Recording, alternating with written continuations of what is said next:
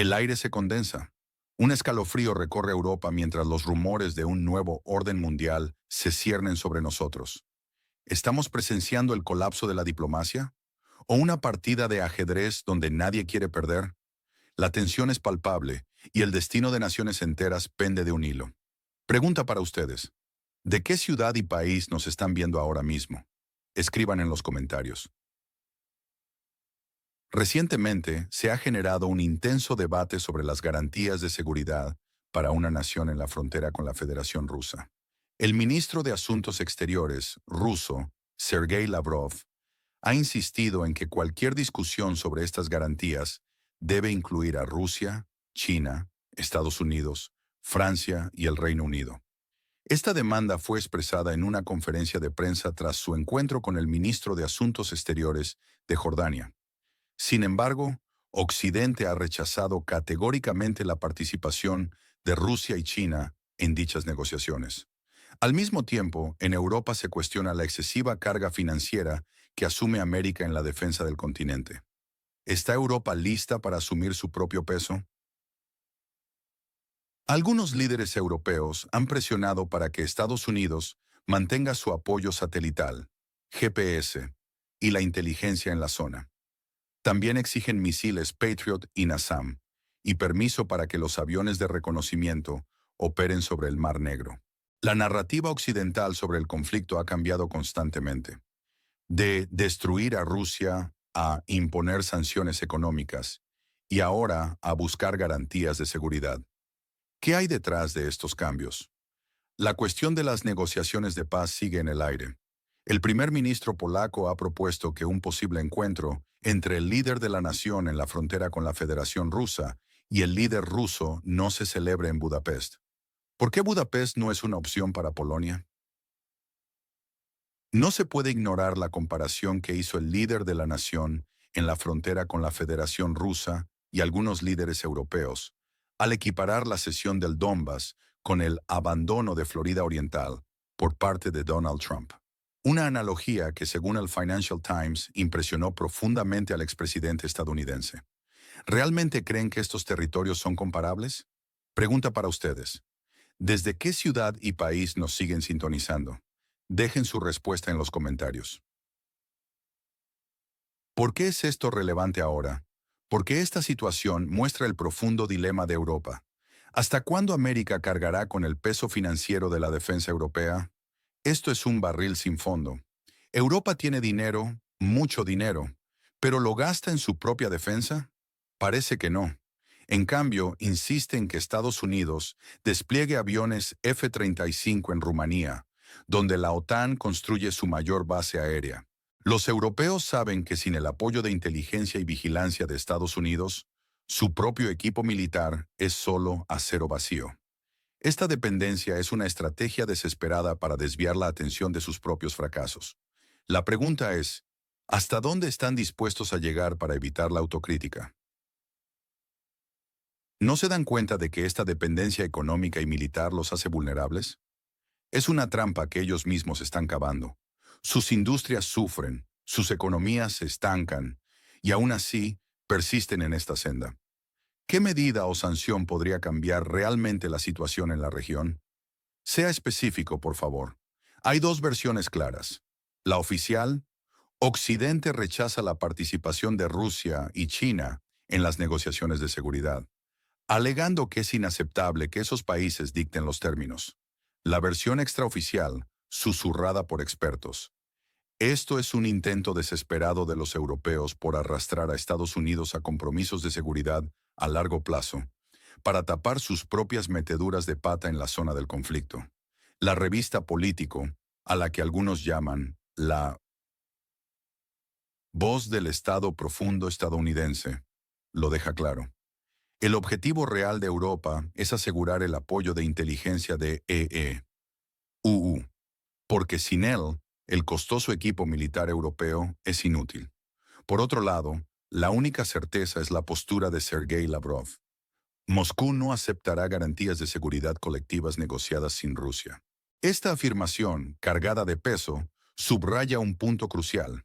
La negativa occidental a incluir a Rusia y China en las conversaciones revela una profunda brecha diplomática. ¿Es el orden basado en reglas de Occidente solo una excusa para imponer su voluntad? La hipocresía se hace evidente. Seleccionamos lo que queremos de nuestros propios tratados, de nuestras propias doctrinas, mientras esperamos que todos los demás cumplan exactamente lo que decimos. Esto no es derecho internacional, es un orden basado en reglas que se adapta a conveniencia. Lavrov es consciente de ello. Su astucia busca frustrar los planes de la Alianza de los Deseosos, como llaman a los países occidentales que apoyan a la nación en la frontera con la Federación Rusa y sus futuras estrategias. ¿A quién de los actores involucrados en este conflicto le confían más en esta situación? Comparta su opinión. Retrocedamos a 1823, al principio de Monroe. Regla estadounidense. No hay intervención europea en el hemisferio occidental, pero implícitamente, América tampoco debía inmiscuirse en Europa. ¿Se cumple eso hoy? No. Lavrov usa este principio para exponer la doble moral.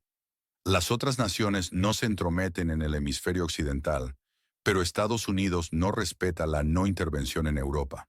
Luego, en 1994, la nación en la frontera con la Federación Rusa recibió garantías de seguridad de EU, Rusia y el Reino Unido con la memoria de Budapest, a cambio de renunciar a sus armas nucleares. Esa memoria también incluía la neutralidad de la nación. ¿Por qué Occidente ignora ahora la neutralidad? El primer ministro polaco, Donald Tusk, lo dejó claro. Budapest, quizás no todos lo recuerden, pero en 1994, la nación en la frontera con la Federación Rusa ya obtuvo garantías sobre su integridad territorial de Estados Unidos, Rusia y el Reino Unido. En Budapest.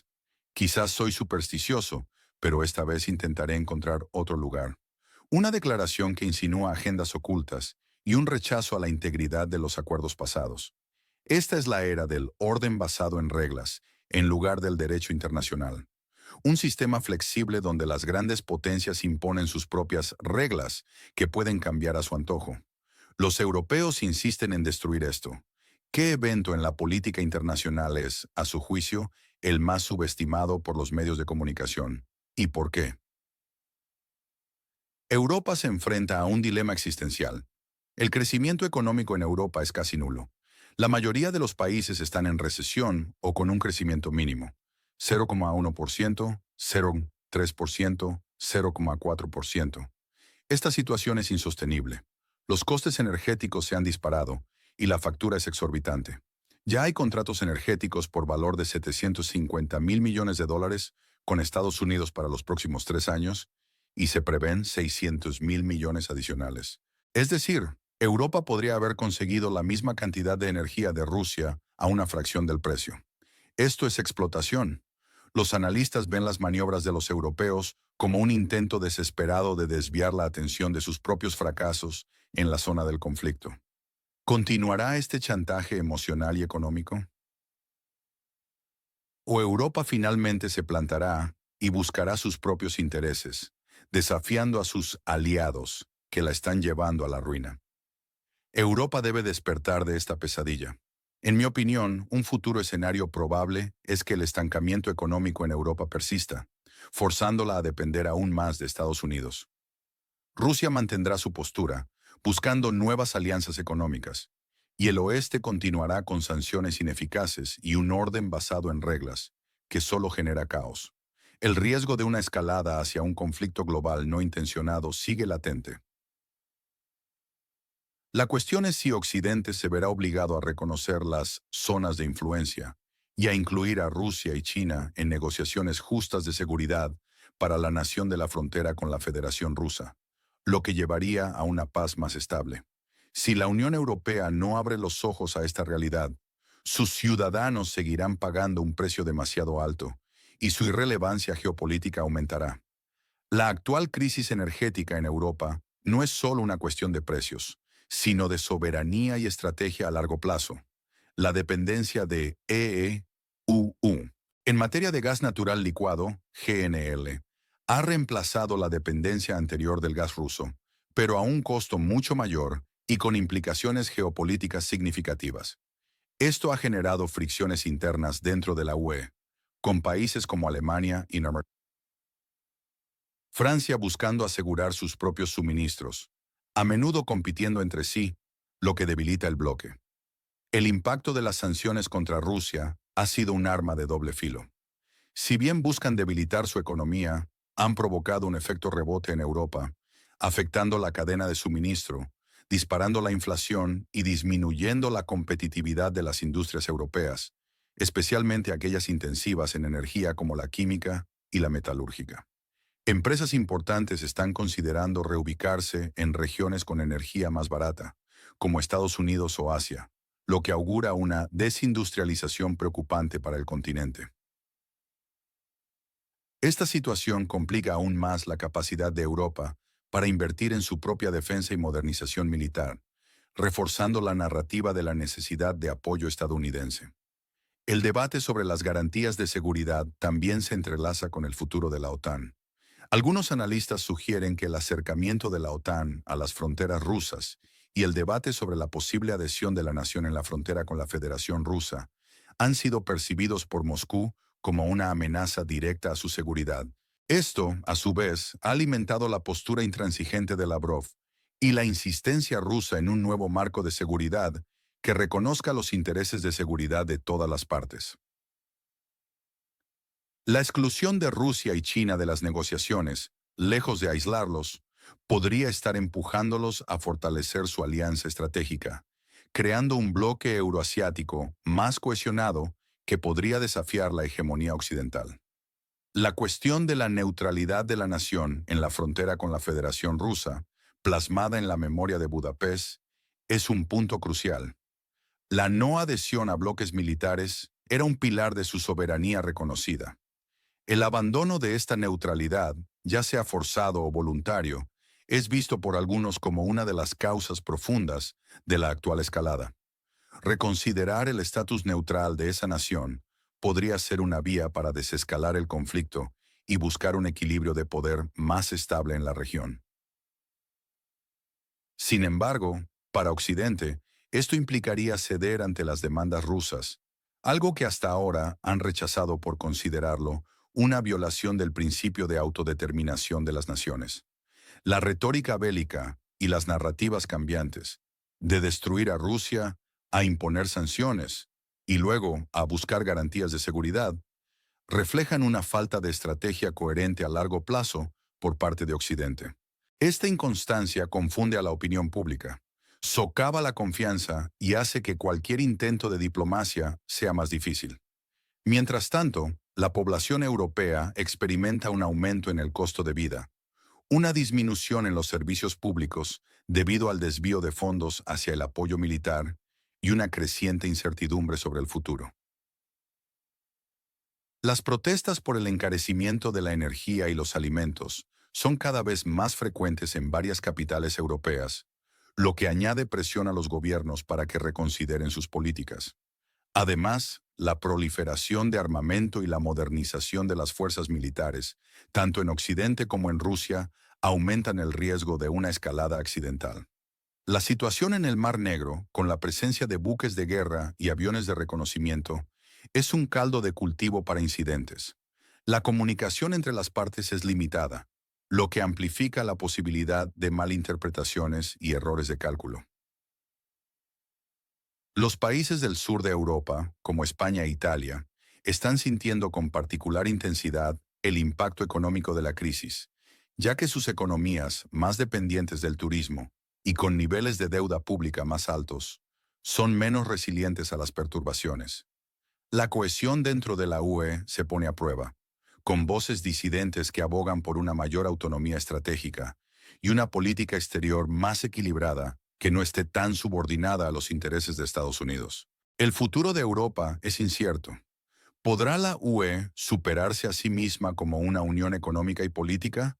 ¿O se verá fragmentada por las tensiones internas y las presiones externas? La capacidad de Europa para construir una defensa común verdadera, independiente de Estados Unidos, es clave. Esto implicaría una inversión masiva en capacidades militares propias, una reestructuración de la industria de defensa y una mayor interoperabilidad entre los ejércitos de sus miembros. Sin embargo, dado el actual estancamiento económico y las políticas de austeridad, esto parece ser un objetivo lejano, lo que aboca a Europa a una dependencia continua que mermará su soberanía estratégica. La cuestión no es solo financiera, también es de voluntad política. ¿Están los líderes europeos dispuestos a tomar decisiones difíciles y a sacrificar el corto plazo por la estabilidad y autonomía a largo plazo? La narrativa sobre las zonas de influencia es otra clave para entender el punto de vista ruso. Para Moscú, la expansión de la OTAN y las revoluciones de colores en los países vecinos han violado sus legítimas esferas de interés, llevándolos a reaccionar de manera contundente para proteger lo que consideran su patio trasero. Reconocer explícitamente estas zonas de influencia para todas las potencias, no solo para las occidentales, podría ser un camino hacia una paz duradera. Esto requeriría una revisión profunda de la arquitectura de seguridad global, que actualmente se inclina fuertemente hacia un modelo unipolar. ¿Su predicción sobre el momento? ¿Cuándo creen que los líderes europeos cambiarán radicalmente su postura? Mes, año, ¿y por qué? Al final, ¿quién gana y quién pierde en este juego de poder? Los ganadores potenciales son Rusia, consolidando sus zonas de influencia y encontrando alternativas económicas, y China, reforzando su papel como actor global clave. Estados Unidos se beneficia económicamente a corto plazo, vendiendo energía a Europa a precios elevados. Los perdedores somos nosotros. Europa, que sufre el deterioro económico, asume cargas financieras colosales y pierde su influencia geopolítica. La nación en la frontera con la Federación Rusa, que paga el precio más alto del conflicto y que podría no obtener garantías de seguridad estables. Y por supuesto, los ciudadanos europeos, directamente afectados por el deterioro de sus niveles de vida y la erosión de sus derechos sociales. El chiste de la comparación de Donbass con Florida es una clara muestra de la desconexión total y del desprecio por la complejidad de la situación.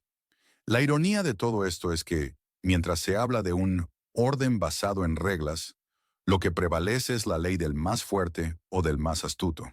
La crisis actual expone las debilidades estructurales y las contradicciones de la política exterior europea, que se ha negado a desarrollar una autonomía estratégica genuina.